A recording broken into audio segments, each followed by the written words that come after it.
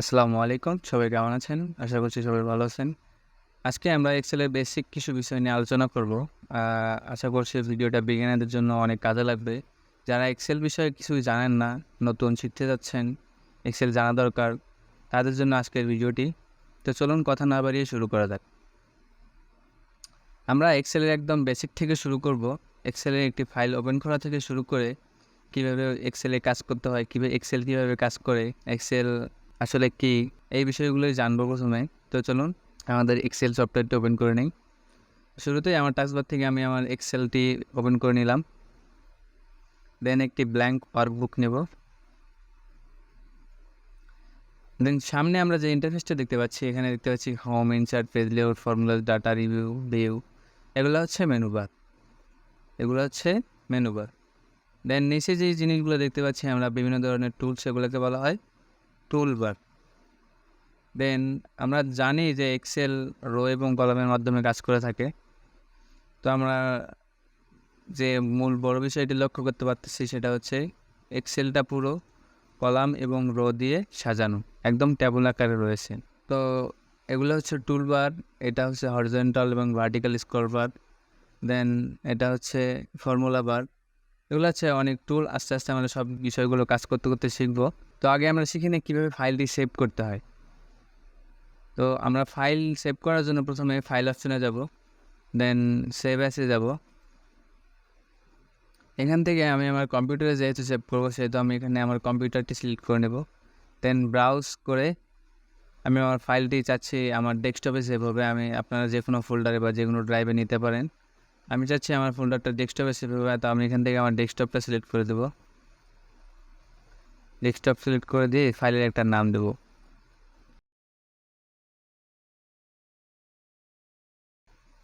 Save করে দেন। Save করে দেওয়ার পর আমরা এই ফাইলটি আবার কেটে দিব। যেখানে আমরা ডেস্কটপে সেভ করেছিলাম নতুন ফাইলটি, আমার সবগুলো হাইড করা আছে, তো আমি এখান থেকে আনহাইড করে নিলাম। দেন আমি দেখতে পাচ্ছি আমার সেই কাঙ্ক্ষিত ফাইলটি, এটা আমরা ডাবল ক্লিক করে ওপেন করে নেব। এখন আমরা যে বিষয়গুলো লক্ষ্য করব, এখানে বিভিন্ন ধরনের টুলবার রয়েছে। টুলবারগুলো কীভাবে কাজ করে, তো প্রথমে আমরা এই যে ফন্ট যে টুলবারটা রয়েছে এই বিষয়গুলো দেখব। তো ফন্ট এই জিনিসটা দেখার জন্য আমাদের কিছু আগে টাইপ করে নিতে হবে। যেমন আমি এখানে বেসিক কিছু সংখ্যা বা বেসিক কিছু ওয়ার্ড লিখে নিচ্ছি। তো এখানে আমি নাম দিয়ে শুরু করতেছি, নাম দিলাম সরেন। আচ্ছা, আমরা একটা স্যাম্পল টেবল তৈরি করি। তো এখানে আমরা দেব সিরিয়াল, দেন ট্যাব প্রেস করে আরেকটা সেলে চলে যাব। তারপর এখানে দেবো নেম, আগে আইডি নাম্বার দিতে হবে, আইডি নাম্বার, নেম, দেন এটুকুই দেখি আমরা এটুকু একটু বড় করে নিই। কন্ট্রোল প্রেস করে ধরে মাউসের উপর দিকে স্ক্রল করলেই জুম হয়ে যাবে, বা অথবা আপনারা এই কর্নার থেকে জুম আউট করতে পারবেন। এখানে দিলে জুম আউট হবে এবং জুম ইন হবে।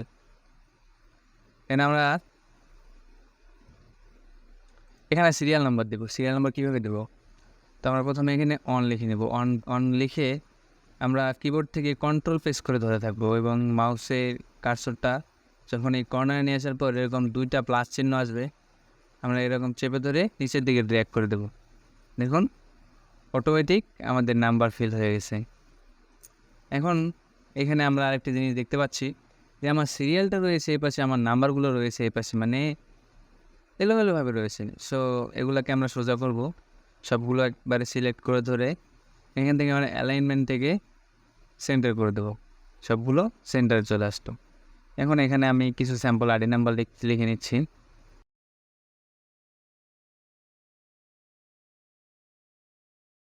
হচ্ছে না, সবগুলো একই রকম হয়ে যাচ্ছে। তো আমি এখান থেকে অটোফিল নামে একটা অপশান আছে, এই যে কর্নার, এখান থেকে ফিল সিরিজ করে দেবো। ফিল সিরিজ করে দিলে সিরিয়াল অনুযায়ী ফিল হয়ে গেল। দেখুন এখানে 67, 68, 69, 70 এভাবে ফিল হয়ে গেল। এখানে আমি কিছু স্যাম্পল নাম লিখে নেব। যেমন আমি আমার নামটা সবসময় আগে লিখতেছি, তো সমস্যা নেই, কিছু স্যাম্পল নাম লিখে নিই।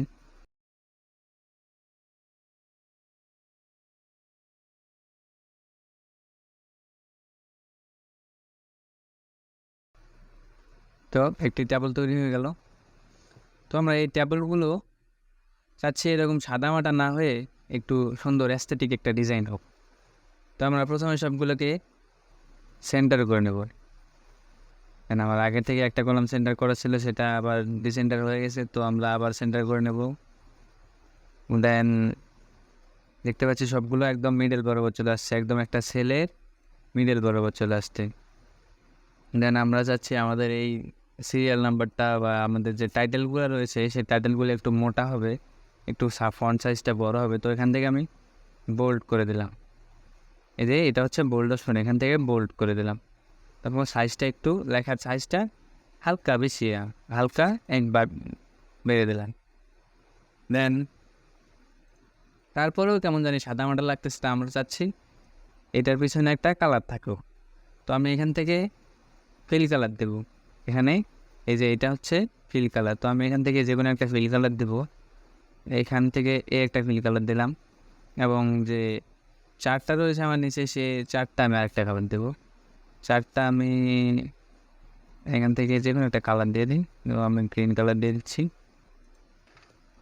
চারটা দেওয়ার পরে আমি যখন প্রিন্ট করব, এখান থেকে আমি কন্ট্রোল-C দিলে প্রিন্টে যাবে, অথবা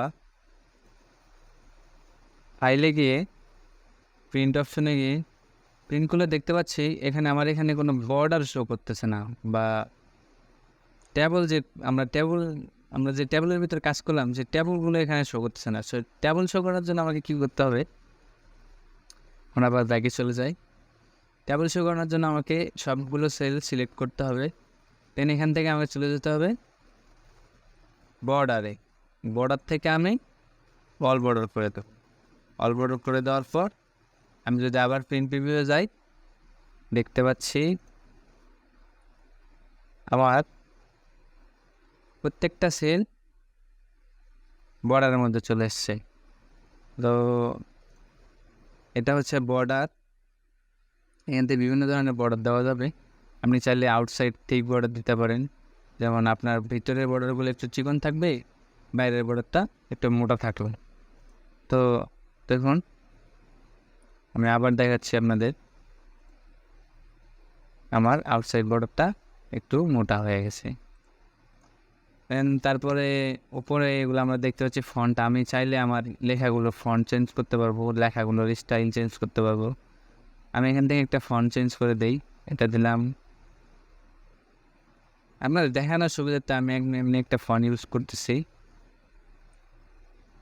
এখানে একটা ফন্ট আছে, কপার প্যাকেটে ইউজ করলাম। লেখাগুলোতে আমি আরেকটা ফন্ট ইউজ করলাম।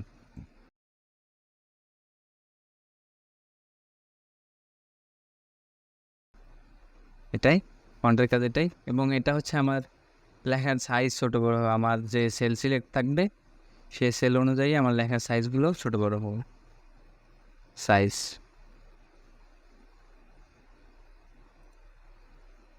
অথবা আপনি এখান থেকেই এভাবে দিতে পারবেন। তারপর আপনি এখান থেকে লেখার কালার চেঞ্জ করতে পারবেন। তো আমি চাচ্ছি আমার এই লেখাগুলো হোয়াইট হোক, আমি ফিল কালার দিচ্ছি। এখান থেকে আমার লেখার কালারগুলো দিলাম আমি হোয়াইট, এবং এই লেখার কালারগুলো দিলাম রেড। হ্যাঁ, এটা হোয়াইট দিলে হাফ দেখা যাচ্ছে, তো আমরা এটাকে আবার পুনরায় ব্ল্যাক করে দেবো। ব্ল্যাক করে দিলাম। লেখার ফর্মগুলো হচ্ছে তাই। দেন অ্যালাইনমেন্টের পাশে আমরা আরেকটা অপশন দেখতে পাচ্ছি। আমরা একটা সেলে গেলাম, এখান থেকে আমরা লেখাগুলোকে অ্যাঙ্গেল করতে পারবো। এখানে দিয়ে আমার লেখাটা অ্যাঙ্গেল হয়ে এদিকে চলে যাবে। কেন আমরা এটা আবার ডান হ্যান্ড করে দিই। তারপর এই লেখাগুলোকে আমি সরাতে পারবো এদিকে দিলে বামে যাবে, এদিকে দিলে ডানে যাবে। এগুলো তাই একটু আপনারা দেখে নেবেন। সো আজকের ক্লাসটা এই পর্যন্তই। পরবর্তী ক্লাসে আমরা আরও অনেক কিছু দেখাবো। ভিডিওটা অনেক বড় হয়ে যাবে, এত কিছু একবারে মাথায় ঢুকবে না, অল্প অল্প করে প্র্যাকটিস করতে থাকেন। তো আপনারা আমি যেটুকু দেখিয়েছি এটুকু প্র্যাকটিস করবেন। নেক্সট ক্লাসে আরও অনেক কিছু দেখানো হবে। সবাই ভালো থাকবেন, সুস্থ থাকবেন। আসসালামু আলাইকুম।